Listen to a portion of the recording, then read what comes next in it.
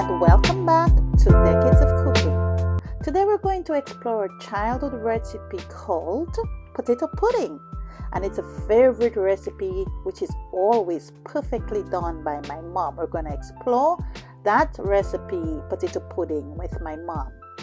As you can see, she's showing you examples of the potato that we get here in the US. In the islands, it can look different sometimes. It's similar, but inside some of them can be a little bit yellow or I would say sort of orangish. But that's the one we get here. Sometimes it's also known as Jamaican sweet potato. So we're going to start off today with the way that she normally cuts it. So it's sometimes they're small, they can be very big, and that's sort of like a medium size. So she's gonna cut it and peel it. So you want to get all the potato peeled first and foremost.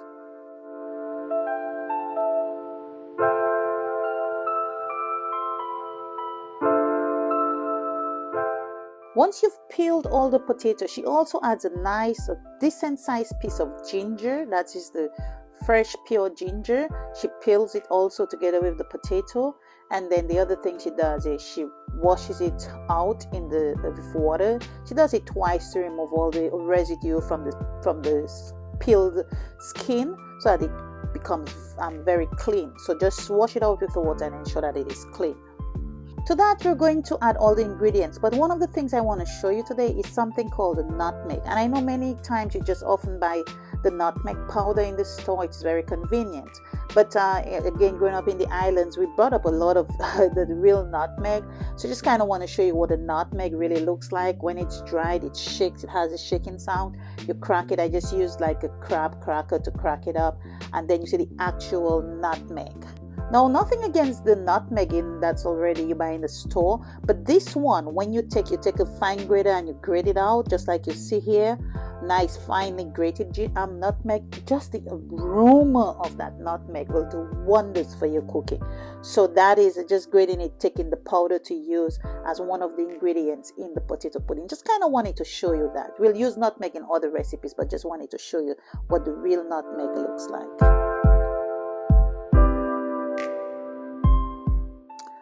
Now, once all your potato is peeled and washed and clean, the next step is to get it grated. Now, my mom is old school. She loves doing, up till this day, she will grate her potato by hand. So she takes a grater, that is the grater that we have, we're using this grater, and she grates it. And then she uses the ginger, and she also grates the ginger with it.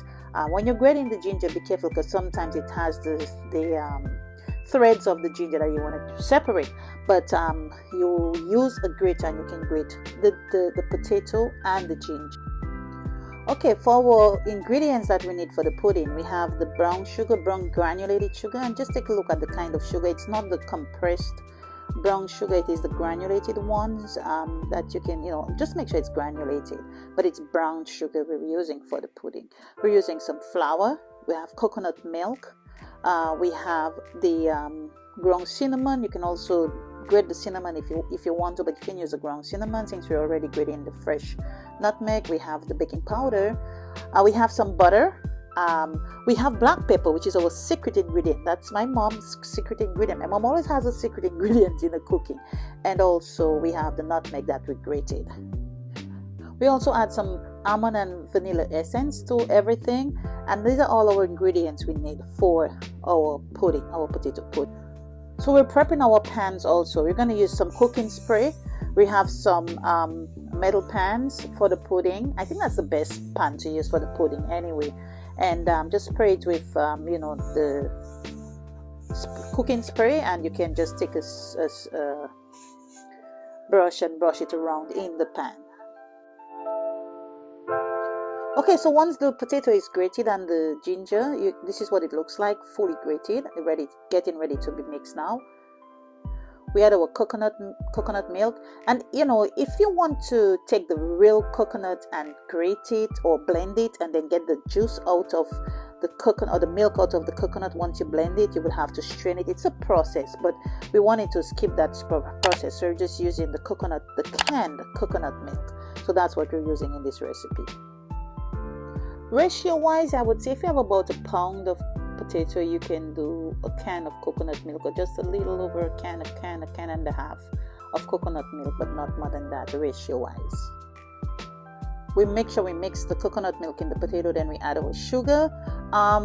This size we have is about a half cup size, so just you follow the recipe, you'll find the quantity of sugar. Again, you can adjust the sugar to your liking. You can add more, you can add less. I would not add more though, because it, the cut potato is kind of sweet, and the sugar is sweet, but you do want it to have a certain level of sweetness to it, because it really sort of like is like a dessert, or it has to have some level of sweetness to it. So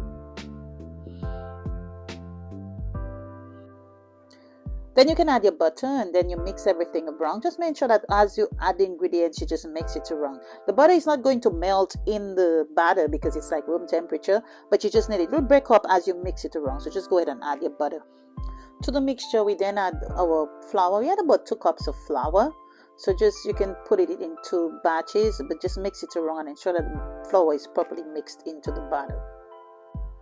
Add a tablespoon black pepper and the nutmeg, then the baking powder, and you can check in the ingredients. You can check the recipe for the quantity of the ingredients. We add our vanilla and almond extracts in there also.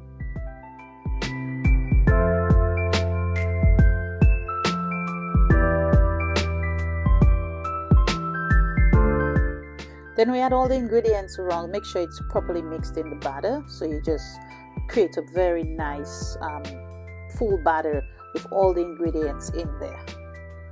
Now you have a really nice and creamy and smooth, silky texture to your batter. Now you're going to start filling up your pans to be baked. So you're going to you can use some container that you have. This is a measuring cup. You can use it to fill up your containers. Even it out on the surface. Fill up the containers about halfway. I would say about halfway full. Don't fill it all the way to the brim. About halfway full. And once you do that, then we can head to the oven. So there we have it. All of our containers filled. Our pans are filled. Headed straight for the oven. We heat our oven to 350 degrees, and then we add everything into the oven and wait for it to be properly baked. You bake for about 1 hour to an hour and a half, but I would say after the first hour you should check it. Get a knife, prick it, or a little long stick, prick it, test it. If it comes out clean enough, that's it. You can remove it. Once it's done, it should have a nice crunchy brown around the edges. And everything should come out clean, as an example you see there. So you can test it and then take it out. And there you have it, all baked, nicely brown and baked. You can use it as a dessert. You can have it with coffee. You can have it as a snack in the afternoon. We just paired it with some ice cream and a little bit of chocolate sauce. It was nice and warm. You can always stick it in the microwave if it gets cold. But that is it, guys.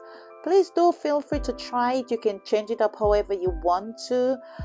Don't forget, guys, to subscribe to our channel, Dekkades of Cooking, and like. Don't forget to like our video. Thank you for watching, and see you next time. Bye.